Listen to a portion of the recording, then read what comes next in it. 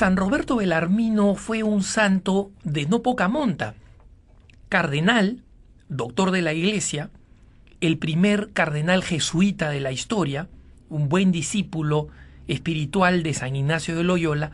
Nació en 1542 y murió en 1621.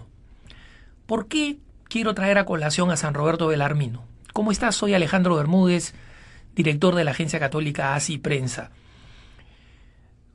Traigo a colación a este santo porque con frecuencia muchas personas me escriben con la preocupación que significa el hecho de ser agredidos constantemente por denominaciones protestantes, muchas veces no por las iglesias históricas, con las que a veces compartimos terrenos de combate a favor de la vida, de la familia, del derecho de los padres, de la identidad del matrimonio, etcétera, sino de denominaciones protestantes fundamentalistas que creen que nosotros los católicos somos paganos adoradores de Satanás, tal cual, y que nuestros rituales son rituales auténticamente satánicos, que somos el grupo más grande engañado por el demonio, y en consecuencia urge convertir a un católico más que a convertir a un judío, a un musulmán, a un pagano, a lo que sea, porque somos los grandes engañados por Satanás.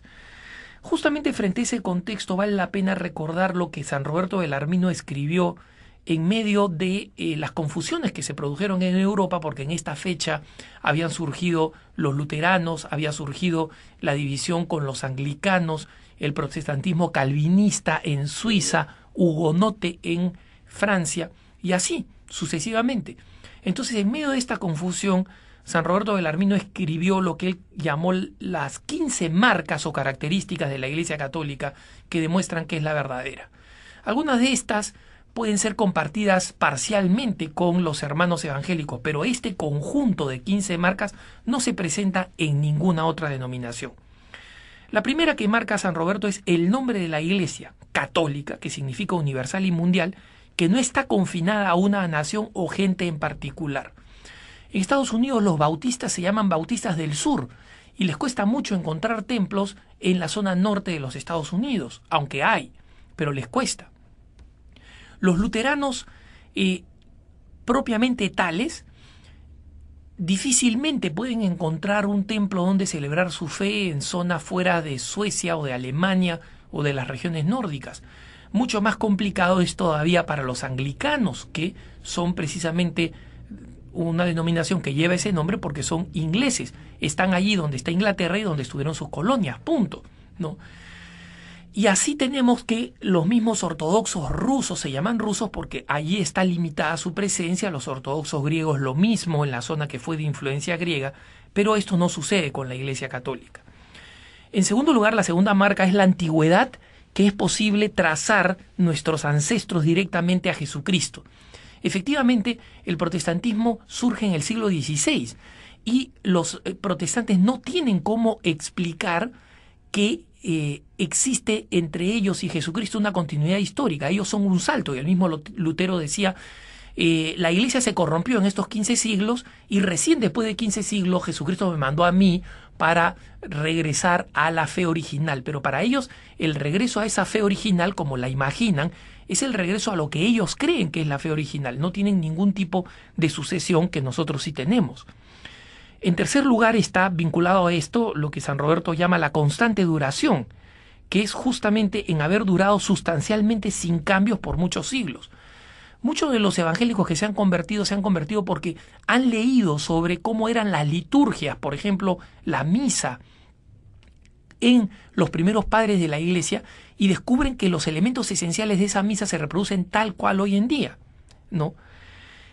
Luego, en el cuarto lugar, habla extensiva en el número de sus fieles. Efectivamente, si nosotros sumamos a todas las denominaciones cristianas, ortodoxos, anglicanos, pentecostales, cristianos renacidos, etcétera, etcétera, todas ellas juntas consisten en un número ligeramente menor que la de los católicos, ¿no? Esto habla pues de algo, por lo menos, ¿no? En quinto lugar está la sucesión episcopal. Efectivamente, nuestros obispos han sido ordenados por obispos que han sido ordenados por obispos que han sido ordenados por obispos que se remontan a obispos que nosotros conocemos, que se conectan con San Policarpo, por ejemplo, que a su vez fue ordenado por San Juan, que fue creado apóstol por el mismo Jesucristo. Esa sucesión apostólica no la puede reconocer nadie. Ninguno de las otras denominaciones cristianas tienen esa sucesión. En sexto lugar está el acuerdo doctrinal, es decir, la coincidencia que existe entre lo que hoy enseña la Iglesia y lo que enseñaba antes en el origen. Cuando uno lee los padres de la Iglesia, cuando uno lee la doctrina de San Agustín, de San Ambrosio, de todos aquellos que hoy el Papa Benedicto XVI viene mencionando en sus catequesis, podemos descubrir que existe una coincidencia total entre lo que ellos enseñaban y lo que hoy sostiene la Iglesia. No sucede lo mismo con los hermanos protestantes, ¿no? En séptimo lugar está la unión de los miembros de la Iglesia entre ellos mismos con la cabeza visible, el pontífice romano. Los protestantes tienen una unidad limitada a su propia parroquia, a su propio templo, con su propio ministro, pero después difieren en muchas opiniones entre los que son miembros de una misma denominación. Eso no sucede dentro de la Iglesia católica. En octavo lugar está la santidad, que refleja la santidad de Dios. Nuestros santos son innumerables y son evidentes en la expresión de su propia santidad. En noveno lugar está la eficacia de doctrina en su poder de santificar a los creyentes e inspirarlos a grandes logros morales, ¿no? En décimo lugar está la santidad de vida de los escritores y defensores representantes de la Iglesia. Esto lo decía San Roberto Bellarmino porque comparaba, por ejemplo, con Lutero, con Enrique VIII, que fueron los iniciadores de sus propias denominaciones, y ambos eran personas sumamente desordenadas en la gula, en la lujuria, y había un abismo de identidad moral entre los grandes padres de la Iglesia, fundadores de la Iglesia católica, en los términos de consolidar la fundación directa de Jesucristo, y estos fundadores de estas denominaciones religiosas. En undécimo lugar está la gloria de los milagros, que, como él dice, trabajados en el seno de la Iglesia y bajo los auspicios de la Iglesia. De ningún evangélico, protestante, ortodoxo se conocen la cantidad enorme, la profundidad y la dramaticidad de los milagros producidos en la Iglesia. ¿Quién puede decir que posee un templo que tenga milagros como los que han sido registrados y reportados médicamente en lugares como Lourdes o como Fátima, como Paralemonial y como otros santuarios en la Iglesia? Absolutamente nadie.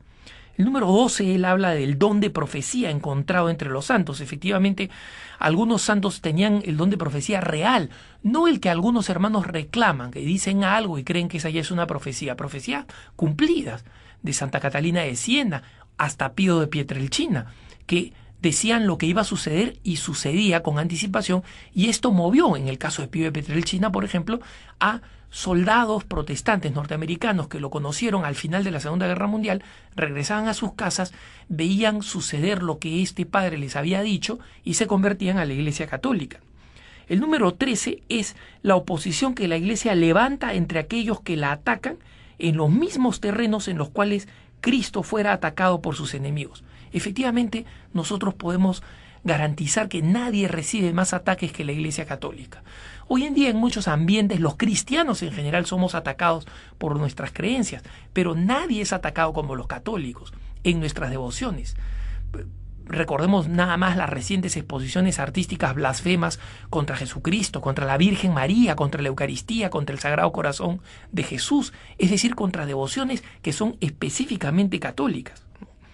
El número 14 que menciona San Roberto Bellarmino, y yo paso simplemente de puntitas sobre este tema, el triste fin de aquellos que luchan contra la Iglesia, pues realmente cuando uno se pone a revisar el fin de Voltaire y de otros enemigos recientes de la Iglesia, es penoso y no vale la pena regocijarse en ello, pero es un testimonio, ¿no? Finalmente, en el número 15, la paz temporal y felicidad terrenal de aquellos que viven de acuerdo a las enseñanzas de la Iglesia y que defienden a la Iglesia.